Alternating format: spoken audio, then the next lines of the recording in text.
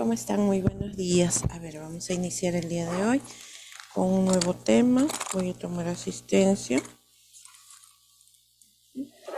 Vamos a avanzar un poco rápido para darles tiempo para que puedan resolver su examen. A ver, Aburto Segarra.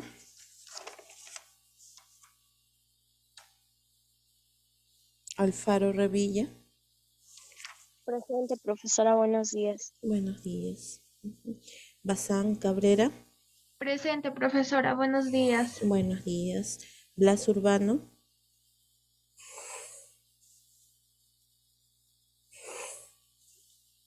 Carguapoma. Presente, profesora, buenos días. Buenos días. Casavirca. Presente, profesora, buenos días. Buenos días. Casio Gavino. Presente, profesora, buenos días. Buenos días. Chambilla Medina. Presente, profesora, buenos días. Buenos días. Chisa Torres. Presente, profesora, buenos días. Buenos días. Espíritu Celaya. Presente, mis buenos días. Buenos días. Gómez Salas. Presente, profesora, buenos días. Buenos días. Guerra Huarcaya. Presente, profesora, buenos días. Buenos días. Lozano y Parraguirre. Presente, mis, buenos días. Buenos días. Meléndez Bolívar. Moreno Bachiche. Presente, mis buenos días. Buenos días. Mori. Presente, profesora, buenos días. Buenos días. Pereira Galindo. Presente, profesora, buenos días. Buenos días. Príncipe. Presente, profesora, buenos días. Buenos días. Ruiz Yunca. Presente, profesora, buenos días. Buenos días.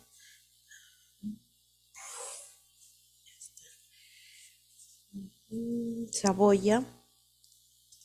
Presente, profesora, buenos días. Buenos días. Sarmiento. Presente, profesora, buenos días. Buenos días. Tananta. Torres Cruz. Presente, profesora, buenos días. Buenos días. Vela Jiménez. Presente, profesora, buenos días. Buenos días. Villamizar. Presente, profesora, buenos días. Buenos días. Listo. Muy bien. A ver, vamos a compartir.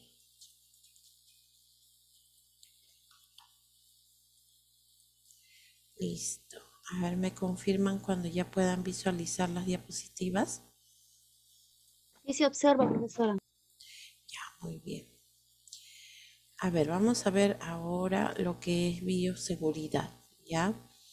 Lo que es asepsia, manejo adecuado de material contaminado. Muy bien. Es un tema corto, no es muy largo.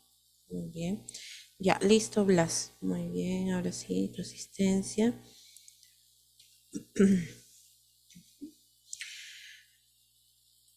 Vamos a ver. A ver, primero, nosotros tenemos que saber que todo el material que nosotros utilizamos en lo que es el área ya sea de salud, ¿no? Siempre los desechos vienen a ser, pueden dividirse en no contaminados, contaminados o altamente contaminados, ¿no? Por ejemplo, podemos tener los desechos hospitalarios o los desechos de un establecimiento de salud. ¿Qué es lo que puede provocar? ¿Qué es lo que puede suceder con este tipo de desechos si nosotros no sabemos eliminarlos adecuadamente? Puede provocar daños tanto al paciente, al personal y a la comunidad. O sea, no solamente puede afectarnos a nosotros, no solamente puede afectar al paciente, ¿no? También afecta a nuestro entorno. Entonces hay que tener cierta precaución, debemos tener mucho cuidado.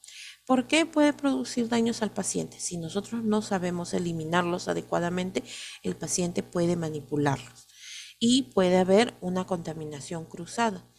¿Quién me puede explicar qué es una contaminación cruzada? ¿Qué significa?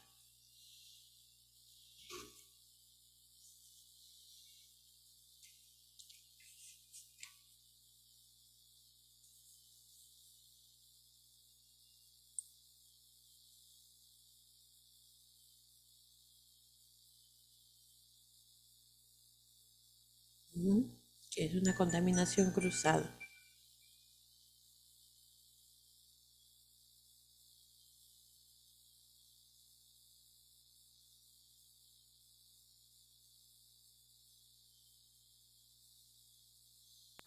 Cuando los alimentos están en contacto con algunas sustancias, Mm, específicamente en salud, ¿qué sería contaminación? Profesora, podría ser cuando se propagan las bacterias y virus de una superficie a otra. Claro, entonces en este caso, la contaminación cruzada puede darse, por ejemplo, cuando nosotros atendemos a un paciente de una determinada patología o en una determinada enfermedad y de repente no nos lavamos las manos, ¿no? Entonces, de todas maneras, en nuestras manos, en la superficie, en la piel, nosotros estamos llevando esos microorganismos hacia otra persona.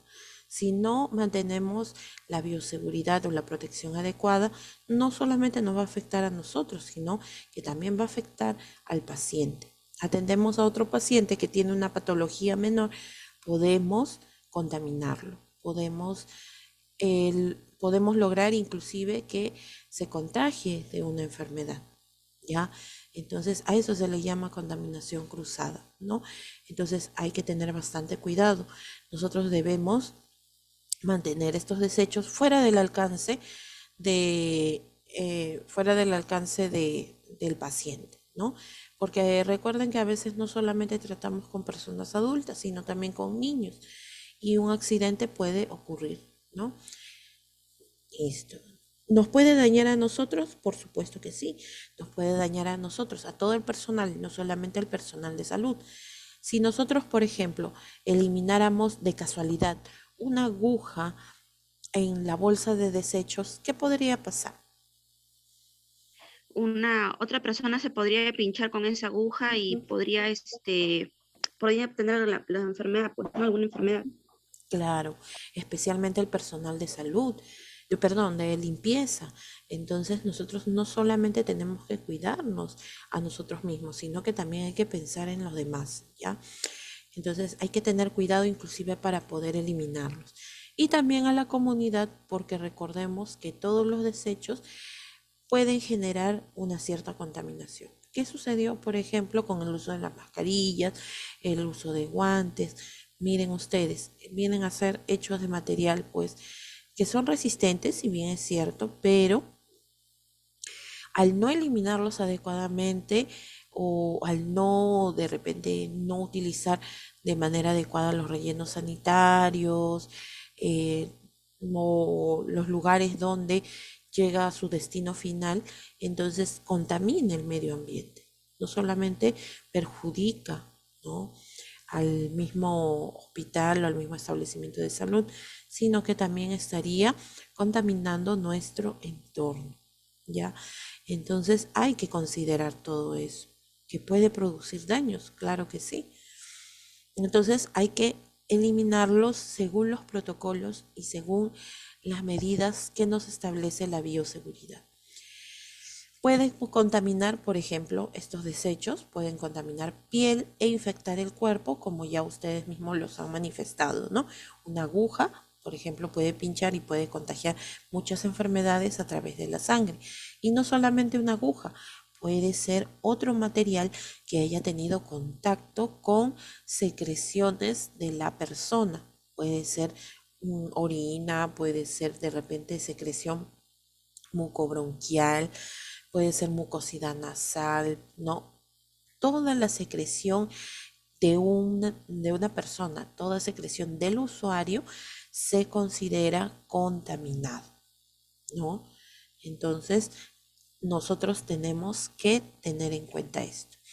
Su mal manejo facilita la transmisión de enfermedades intrahospitalarias. IH significa intrahospitalarias. O de repente ustedes lo van a encontrar de la siguiente manera. También así. IIH, ¿no? IIH viene a ser infecciones intrahospitalarias. ¿Qué significa esto? Lo que les estaba explicando hace un momento, ¿no? También se le considera como contaminación cruzada. En este caso, nosotros tenemos que considerar que una de nuestras armas principales para evitar estas infecciones cruzadas o las infecciones intrahospitalarias viene a ser algo tan básico como el lavado de manos, ¿ya? Pacientes que de repente ingresan con problemas respiratorios que son contagiosos, tuberculosis, neumonía, ¿no? Nosotros los atendemos, no podemos evitar atenderlos, no nos vamos a negar, ¿no? Porque para eso nos estamos preparando. Entonces lo atendemos, nosotros nos protegemos. Nosotros usamos mascarilla, nosotros usamos el gorro, utilizamos guantes, está muy bien. O de repente no utilizamos los guantes, solamente la mascarilla y otros equipos de protección. Pero si yo no me lavo las manos después de atender a un paciente que tiene neumonía o tuberculosis, es lógico que en mis manos y en las uñas yo puedo llevar ese microorganismo a una persona que tiene un problema menor. Imagínense que yo tenga que atender a un paciente que entró simplemente por un esguince, ¿no? Por un esguince de tobillo, o sea, una torcedura de tobillo. Entonces, yo lo atiendo, pero estoy llevando conmigo el microorganismo y no me lavé la mano entre paciente y paciente. Entonces, ese paciente tiene altas probabilidades de contagiarse. Por eso es que a veces los pacientes, cuando permanecen mucho tiempo hospitalizados, es que tienen la predisposición a tener una infección intrahospitalaria. Ahora, por ese motivo es que la mayoría de médicos tienen por criterio que una vez que el paciente tenga una mejoría, se le dé de alta. Por ejemplo, ingresa a sala de operaciones por lo que es una colecistectomía. Le extirpan la vesícula y a las 24 horas o inclusive a las 48 horas, dependiendo de su estado y de su mejoría, especialmente si tolera la vía oral, se va a su casa, ya dado de alta. Y a veces los familiares dicen, ¿no? Pero qué malos, ¿por qué los sacan del hospital? No es que el médico o el personal sea malo, sino que lo que sucede aquí es que contra más tiempo pase ese paciente, más probabilidad de contraer una infección intrahospitalaria tiene, ¿ya? Por eso es, si el paciente ha ingresado solamente por una cirugía, entonces no tendría por qué salir con una neumonía, por ejemplo, ¿no? Entonces, esto es bastante cierto, inclusive las mujeres que dan a luz por cesárea o cualquier intervención que no tenga que ver con secreciones contaminadas, ¿no? Entonces, se le deja el menos tiempo posible. Ya. A ver, su compañera nos está haciendo una referencia aquí en el chat. Dice que es una conocida se fue a poner una inyección en una botica. A los días presentaba síntomas de infección en la zona donde la aplicaron. Se le formó un absceso y parece que reutilizaron la aguja. Le tuvieron que drenar el absceso y le quedó un hueco en la zona de punción. Sí, a ver, en este caso no es que hayan reutilizado la aguja, hija, sino lo que pasa es que no limpiaron adecuadamente la zona donde le aplicaron la punción, o sea, donde le aplicaron la inyección. No limpiaron bien. A veces tienen la mala costumbre de que cuando limpian la zona donde se va a inyectar, no lo hacen según la norma.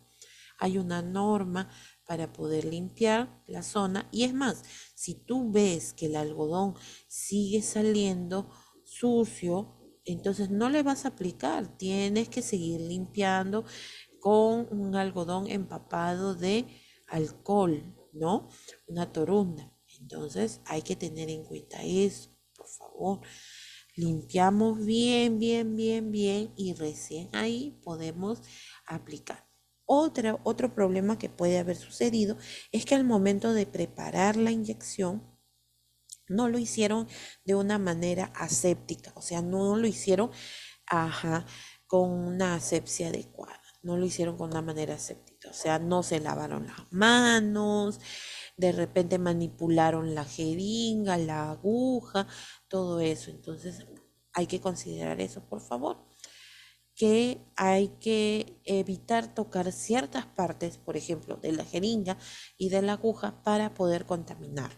Entonces todo eso, a veces vemos que cuando inyectan están con las uñas largas, con las manos sucias, entonces no debe ser así.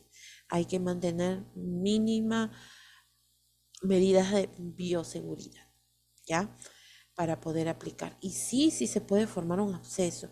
Un absceso puede variar de tamaño, puede ser pequeñito, como por ejemplo el tamaño de una lenteja, o puede ser tan grande como del tamaño por ejemplo, de su dedo índice, o sea, en profundidad, ¿no? Sí, así sucedió también una vez que hubo una negligencia, ¿no?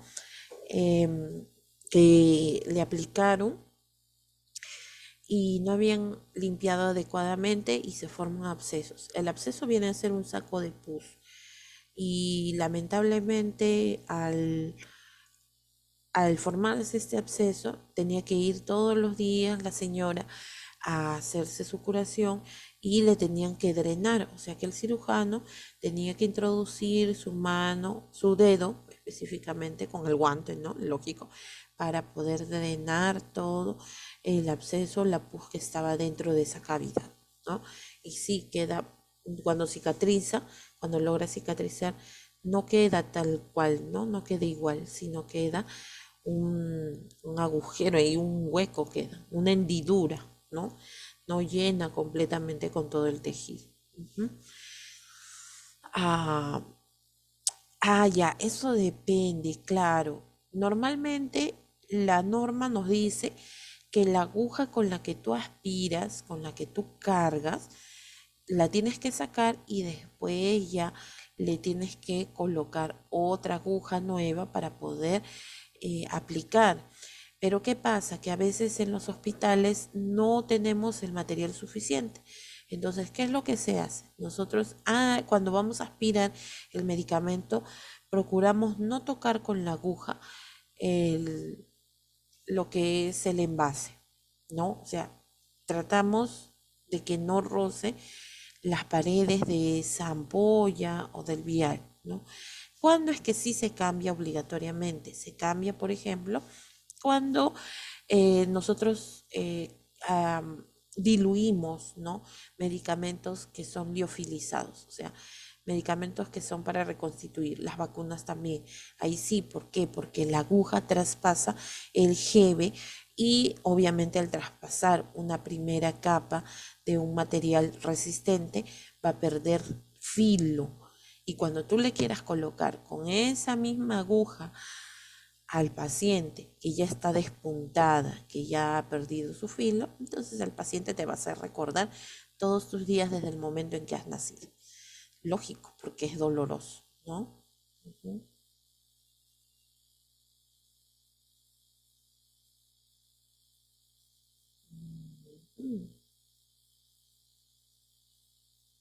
Mm, ya ves.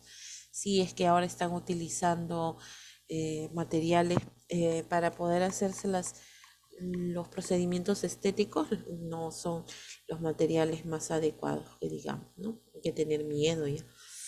Bueno, entonces eso viene a ser. Entonces hay que tener cuidado con los desechos, ¿ya? Bien, vamos a continuar. Nosotros ya sabemos lo que es bioseguridad, ustedes ya lo han visto, creo, en primeros auxilios también, ya han llevado este tema, ¿no?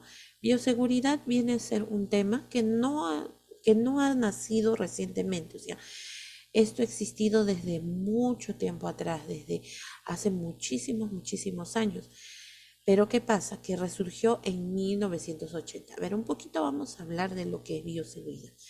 Por ejemplo, Lister fue un científico que se dio cuenta acerca de la contaminación que podía existir por ejemplo, en los hospitales, ¿no? Y esto fue en el año 1800. Entonces, ya desde más antes ya se daban cuenta. ¿Qué pasaba? A ver, un poquito para poder saber cómo es que no empezó, porque ya inclusive desde épocas antiguas ya se utilizaba. Claro que no con ese nombre, ¿no? A ver, ¿qué sucedía?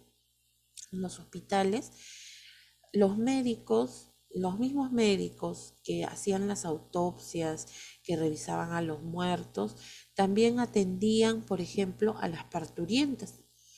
¿Y qué sucedía? Que el índice o la estadística de mujeres parturientas que morían por una infección nosocomial era bastante alto. No solamente moría la madre, también moría el niño. ¿Y era por qué? Porque estos médicos primero atendían las autopsias y después, sin lavarse las manos, iban y atendían a las mujeres que iban a dar a luz. Entonces, contaminación cruzada. Pero se propuso lo que es el lavado de manos, lo que es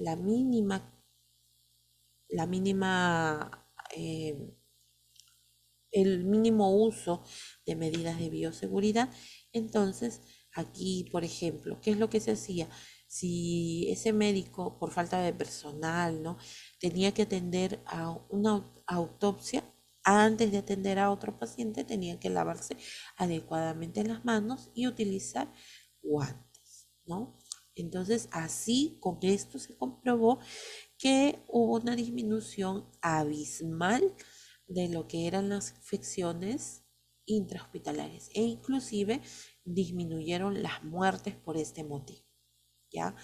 Y como les decía, la bioseguridad en realidad se utilizó muchos años atrás.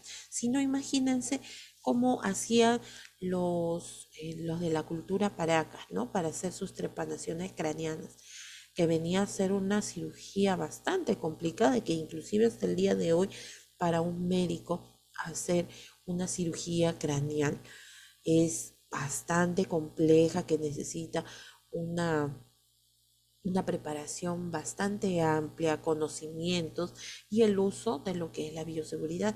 Entonces, en esos tiempos también tenían ya criterio, ¿no? Solamente que no lo llamaron de esta forma. Entonces, la bioseguridad se ha utilizado desde siempre. Pero, como les digo, este término en sí, bioseguridad, resurgió en 1980. ¿Debido a qué? Debido a la aparición de lo que es el VIH-Sida, ¿ya? Entonces, en 1980 empezaron los primeros casos. Hubo un primer caso en el cual no se sabía, pues, cómo es que esta persona se había contagiado. Era una enfermedad desconocida, así como cuando recién salió el COVID, ¿no? No sabíamos cómo se contagiaba, a través de qué forma llegaban las personas. Cuando ya recién se supo, recién se podían tomar las medidas o las precauciones necesarias. Igualito fue con el SIDA. El primer paciente, el paciente cero, no se sabía, y todo el personal, por si acaso, que es lo que para poder atenderlo, primero lo aisló, lo colocó fuera del alcance de los otros pacientes para evitar el contagio por vía aérea. Después, lo que se hizo es que el personal empezó a usar un equipo de protección bastante excesivo, así como si fuera un astronauta, ¿no? Se cubrían cabeza, todo el cuerpo, y así lo atendían, porque no se sabía cómo es que se contagiaba. Hasta que 3 años después, los hermanos Barré dieron con el motivo de la enfermedad, ¿ya? Entonces ahí recién ya se supo que era a través de los fluidos, a través del contacto con sangre, siempre y cuando la otra persona tenga una puerta de entrada, ¿no? Entonces ya la forma de protección era diferente. Pero ahí Es prácticamente donde nuevamente se le dio importancia a la bioseguridad. ¿Qué cosa viene a ser bioseguridad? Viene de dos palabras. Vamos a ver la etimología, ¿no? Eso quiere decir que vamos a nosotros saber el origen de la palabra. La palabra viene de dos partes, bios y seguridad. Bios, que significa vida, y seguridad, que significa libre de daño. Entonces, ¿qué vendría a ser? Una vida libre de daño o los cuidados de la vida, ¿no? Así se podría interpretar el término bioseguridad. Pero vamos a ver cuál es el concepto específico de lo que es bioseguridad. Bioseguridad vienen a ser las normas, o sea, nosotros nos regimos bajo estas normas, normas importantísimas que deben ser respetadas con el fin de preservar la salud y evitar la enfermedad. Claro que sí, nosotros nos regimos bajo estas normas y si nosotros las aplicamos en nuestro actuar diario, entonces nunca vamos a tener problemas de contagios de enfermedad, ¿no? Al menos en lo que es el área de salud, ¿no? Por ejemplo, imagínense a una persona que esté con este corte. Obviamente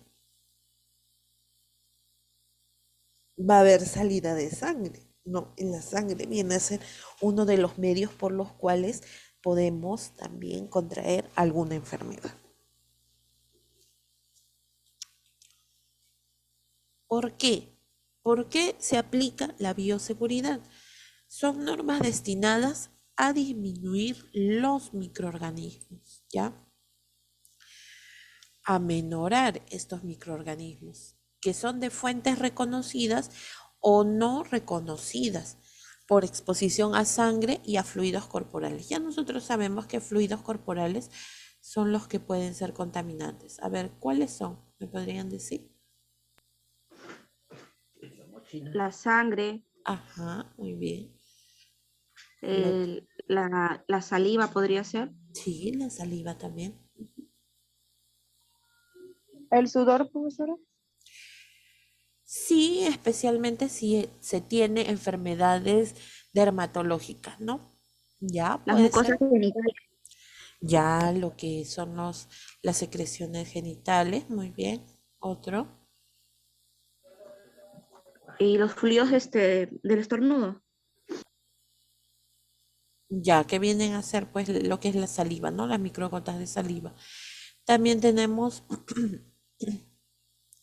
lo que es la orina, lo que son las heces, lo que viene a ser la sangre, el líquido placentario, ¿no? El líquido amniótico.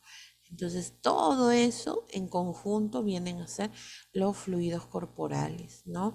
Todo lo que el cuerpo expulsa, todo lo que el cuerpo tiene.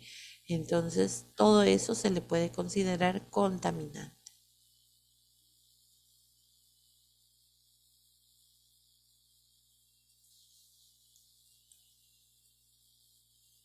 ¿Cuáles son los objetivos de esta bioseguridad? Primero, realizar las medidas de prevención de accidentes expuestos a sangre y otros líquidos biológicos, ¿no? Prevenir. Pero este tipo de prevención viene a ser una prevención primaria. ¿En qué momento se daba la prevención primaria?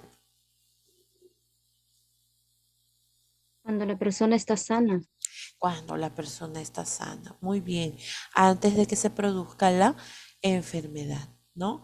Y también otro de los objetivos de lo que es la bioseguridad viene a ser para los que han presentado este tipo de contacto y se les dice qué normas deben seguir.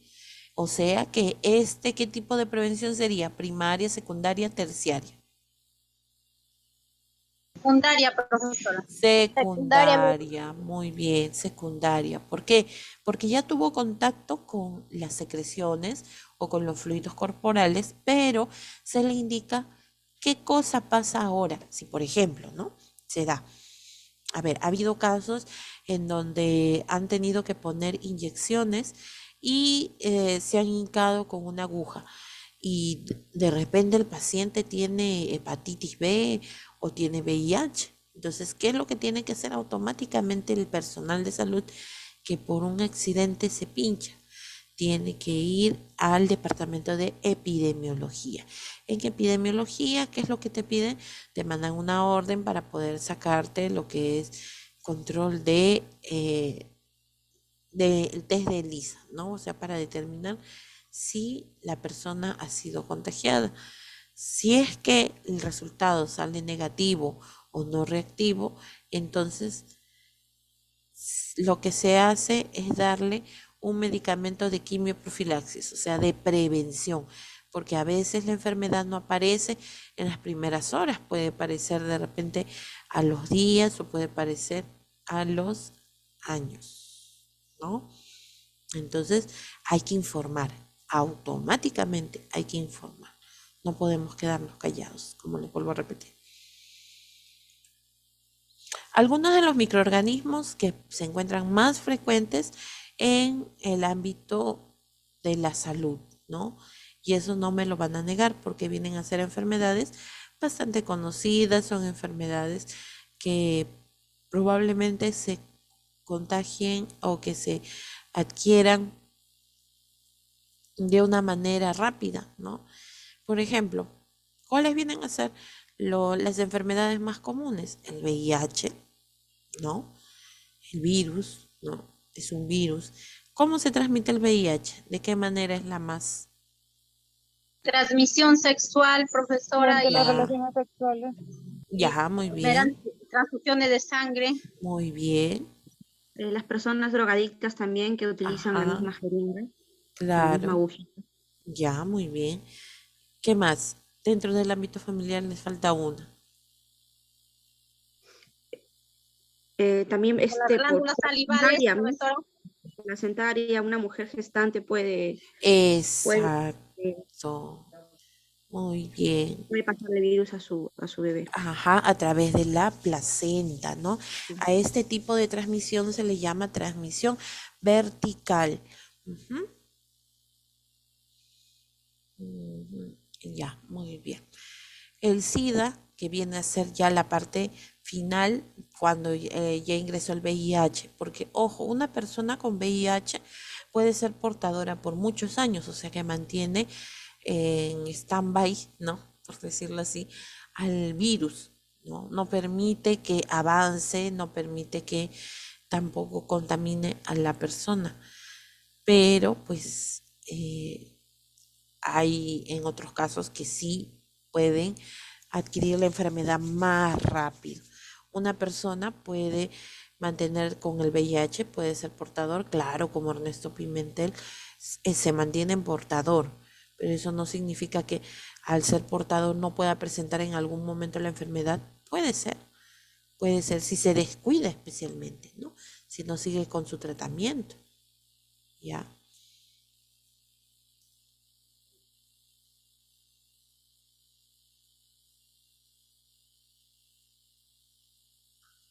Después tenemos lo que es la hepatitis B, la hepatitis C, que también se adquiere por vía sanguínea, por estos fluidos, ¿no? Por relaciones sexuales, se puede adquirir a través de los fluidos corporales, transfusión de sangre, puede ser también por un simple pinchazo, ¿no? Entonces hay que tener cuidado. Por eso es que existe la vacuna contra la hepatitis B. Muy bien. Y la tuberculosis que se transmite a través de las gotitas de fluye o de fluje, ¿no? Como está abajo.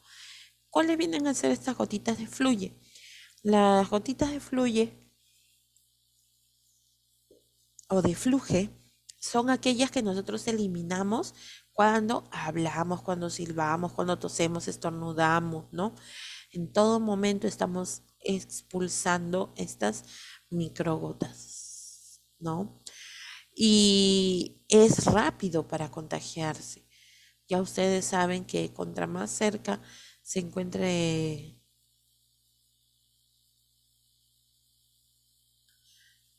más se encuentre otra persona, entonces se puede contagiar. Todo depende también de su estado nutricional, ¿no? O sea, hay muchos factores que intervienen, pero la principal es la forma de contagio. ¿Cómo es que se puede contagiar? A través de la saliva, ¿no? Pero si nosotros nos cuidamos, bloqueamos esta vía de entrada, entonces no nos vamos a contagiar. ¿Cuántos nos habremos cruzado con alguna enfermedad respiratoria? ¿Pero nosotros nos hemos enfermado? No. ¿Por qué? Porque nuestro sistema inmunológico está fortalecido. Pero si nos descuidamos, entonces en cualquier momento podemos adquirir alguna enfermedad, ¿ya? La cadena de infección, que ya ustedes la conocen, solamente lo he puesto ahí para que recuerden, ¿no? ¿Quién era el agente infeccioso?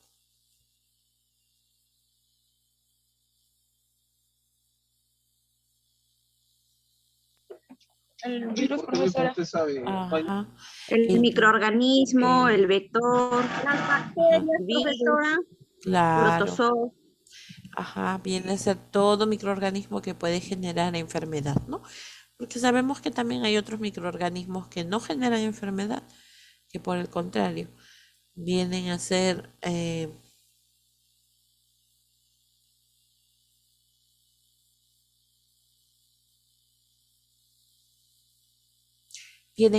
pues los virus, las bacterias, los hongos, los parásitos, los protozoos, como ya lo mencioné. El reservorio viene a ser aquel que mantiene el microorganismo o el agente infeccioso por un determinado tiempo. Puede ser corto o puede ser largo, ¿no? Animado, inanimado, ya lo saben ustedes. Puerta de salida es el lugar por donde sale el microorganismo. Prácticamente todo nuestro cuerpo viene a ser un expulsor de microorganismos. Nariz, boca, lo que viene a ser la piel, los ojos, los oídos, ¿no? Después también tenemos lo que es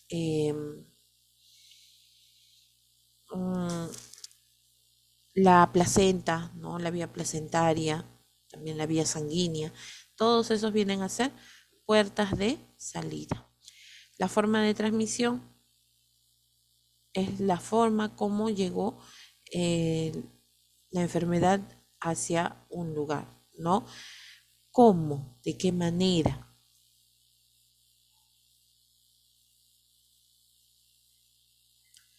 Después tenemos, y la forma de transmisión viene a ser directa e indirecta, ¿no?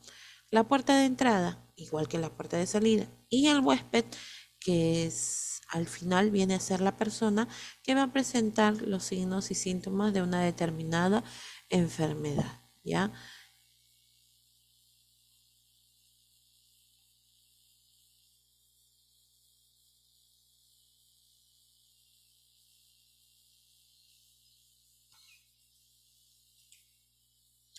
Listo, empezamos con esto, con los principios de bioseguridad, ¿ya? Y aquí nos vamos a quedar para poder mandarles el enlace del examen. Empieza 10 en punto, por favor, y termina 10:30. Máximo 10:30 tienen que estar enviando, ¿ya? A ver, los principios de bioseguridad son 3, básicamente. Y de estos vamos a empezar a hacer una práctica. Una viene a ser la universalidad, el uso de barreras y los medios de eliminación de material contaminado. Universalidad, ¿qué significa universo? Todo. Todo, muy bien. Entonces, ¿qué significa para nosotros la universalidad en bioseguridad? Que todos nosotros, tanto personal como pacientes, deberíamos aplicar las medidas de bioseguridad. Y eso lo hemos comprobado últimamente, ¿no? En estos 2 últimos años, con el uso adecuado de las mascarillas, ¿no? Si todos respetábamos esas normas, entonces la probabilidad de contagio disminuía. Entonces, a eso se refiere con universalidad. Que todos debemos aplicar las medidas de bioseguridad, las normas de bioseguridad. El uso de barreras. En el caso del uso de barreras tenemos de dos tipos. Una que vienen a ser las barreras físicas y otras que vienen a ser las barreras biológicas, ¿ya? ¿Qué significa eso? Que todo personal de salud debe utilizar las barreras físicas. Por ejemplo, ¿cómo podemos proteger nuestro cuerpo? ¿Cómo se llama a ese conjunto de materiales que nosotros utilizamos para proteger nuestro cuerpo de las infecciones? El EPP, Muy bien, equipo de EPP, protección personal. equipo de protección personal. Esos son los famosos EPPs, ¿ya? Entonces, ¿qué EPPs podemos utilizar? Podemos utilizar, ahora en su gran mayoría, todos son descartables, ¿no? Ya nada es reutilizable. ¿Por qué? Para evitar igual la infección o la contaminación cruzada, ¿ya? Entonces, tenemos, por ejemplo, lo que es el gorro, tenemos lo que son los guantes, tenemos lo que son los lentes, las mascarillas, tenemos los protectores faciales, tenemos el mandil, tenemos las botas, ¿no? Entonces, en ese caso, vienen a ser las barreras físicas. Las barreras químicas. ¿Cuáles son las barreras químicas? Por ejemplo, el uso de los jabones antisépticos, ¿ya? El uso de jabones antisépticos. Por ejemplo, si yo utilizo alcohol en gel, si yo de repente utilizo lo que viene a ser los jabones, ¿no? Para lavarnos las manos, esos vienen a ser barreras. ¿Por qué? ¿Qué es una barrera? En la barrera lo que nos va a ayudar es en protegernos, evitar o bloquear el paso de los microorganismos, ¿ya? Eso es lo que hace una barrera. Y por último tenemos las barreras biológicas. ¿Qué significa esto? Que toda persona antes de atender también debería tener una protección de su inmunidad, o sea, debería vacunarse, ¿no? Por ejemplo, para el personal de salud, ¿qué vacunas son obligatorias?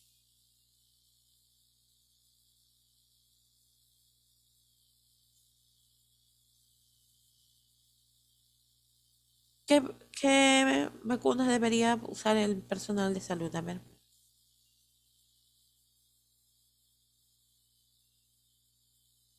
¿Quién me dice? La antiinfluenza. Muy bien, la antiinfluenza. ¿Otra?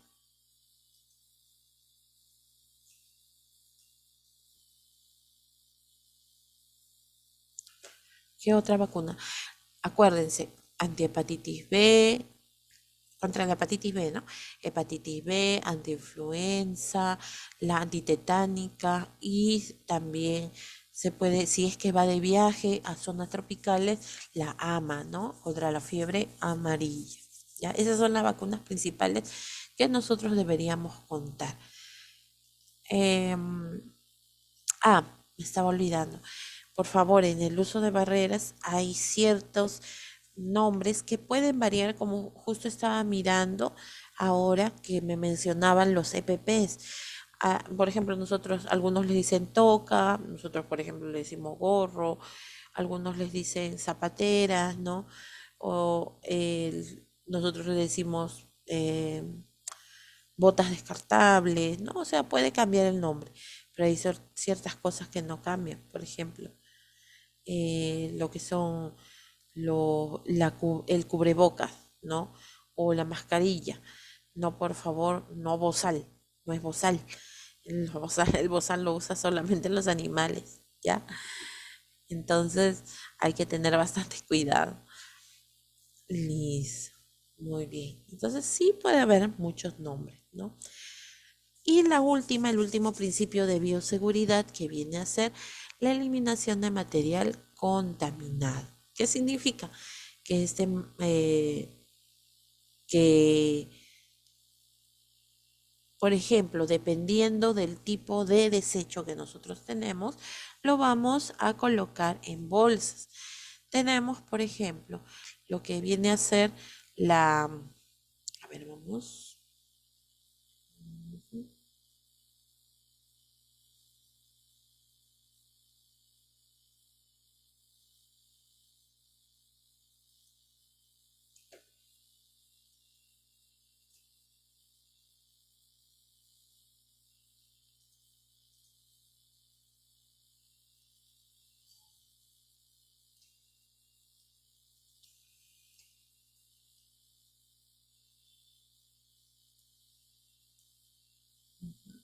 Ya, a ver.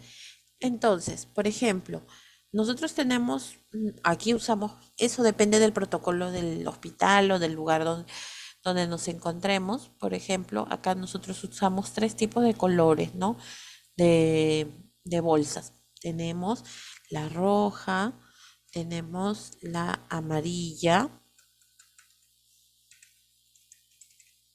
y tenemos lo que es la negra.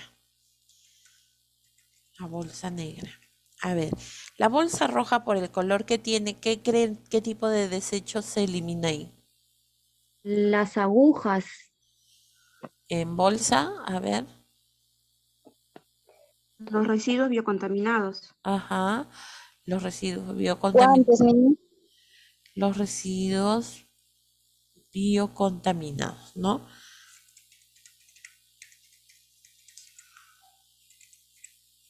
O sea que hayan tenido Que contacto presentan riesgo biológico. que hayan tenido contacto, claro, con secreciones del cuerpo, ¿no? Entonces se tiene que eliminar. Muy bien.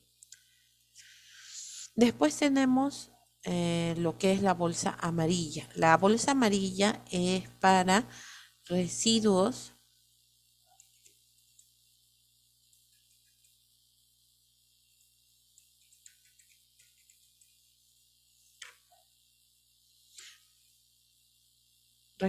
con reactivos. Por ejemplo, se utiliza en laboratorios, ¿no? Y hay sustancias que pueden ser tóxicas o nocivas. Entonces, según el color en la que se elimina, se puede identificar. Y por último tenemos la bolsa negra. En este caso es para materiales o desechos comunes, ¿no? Por ejemplo, hojas, los empaques, o sea, cosas sencillas que no hayan tenido contacto con las secreciones de la persona, ¿ya? Entonces, eso viene a ser los colores de las bolsas. Ahora, ¿qué pasaría si tenemos en el caso de jeringas y agujas? En este caso, lo que nosotros podemos hacer es eliminarlos en los que son los tachos de bioseguridad, que vienen a ser unas cajas especiales en las cuales son de paredes gruesas, ¿no? O sea, no va a traspasar la aguja, ¿ya? Son de cartón prensado.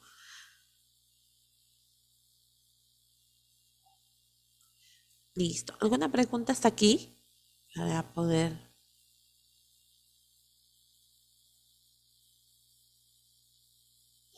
¿cómo, Listo. profesora, cómo se llama la cajita que dijo para las agujas? Ah, ¿El nombre? caja de seguridad. Ya, profesora, gracias. Ajá. Muy bien. Son unas amarillas normalmente, o si no, vienen de color plomo, pero tienen un logo característico para poder, pues, decir que son materiales biocontaminados, ¿no? Que hay que tener precaución. Ujú. ¿Cuál es la diferencia entre un guante de látex y un guante quirúrgico? No, a estos, claro, son igual. Ahí Los está, yo tengo quirúrgicos una. son de látex. En estos, por ejemplo, estos de aquí que están doblemente sellados, que tienen un procedimiento especial para poder empacarlos, son completamente esterilizados. O sea que no tienen ningún microorganismo y por lo tanto nosotros debemos manipularlos con cierta precaución. ¿Para qué? para evitar contaminar este guante. Este guante se utiliza, por ejemplo, en circunstancias especiales, en el cual, pues, en el cual nosotros al momento de utilizarlo será para procedimientos como administración o colocación de una sonda vesical. Recordemos que la vejiga viene a ser una zona estéril, por lo tanto no podemos contaminarla, al igual también que lo es la vagina, al igual que, por ejemplo, cuando se van a sala de parto, sala de operaciones, se utilizan este tipo de guantes quirúrgicos de doble empaque, que son totalmente esterilizados, ¿ya? En cambio, el guante de procedimientos, el común, si bien es cierto, está limpio y nos permite hacer ciertos procedimientos básicos, ¿no? Listo, como la limpieza del paciente, por ejemplo, o la alimentación, más que todo es para protección de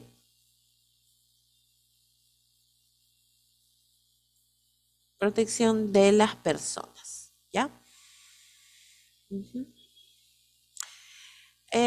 Romperla, depende, hay unos equipos que rompen las agujas que las queman, pero no en todos los lugares hay. No, no es conveniente romperlas porque te puedes hincar. Esta aguja con la jeringa se elimina en esas cajas, ¿no? Que después son procesadas especialmente. Listo, muy bien. Entonces aquí nos quedamos, ¿ya? A ver.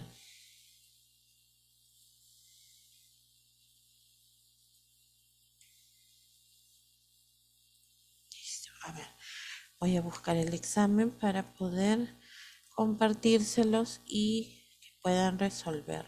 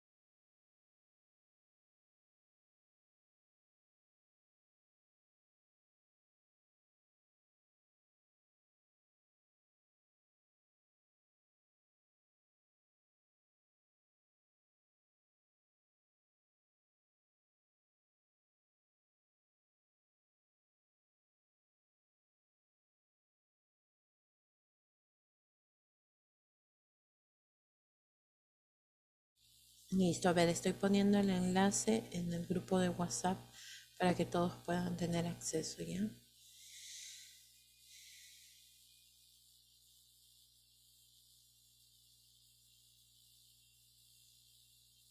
Me confirman cuando les llegue, por favor.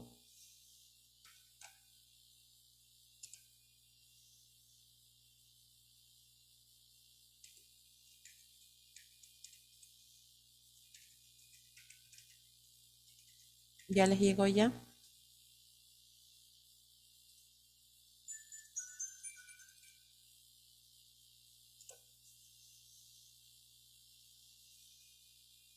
Sí, profesora. Ya, listo. Llegó al grupo. Sí, listo. Ya, entonces ya pueden ingresar y ya pueden seguir resolviendo, ¿ya?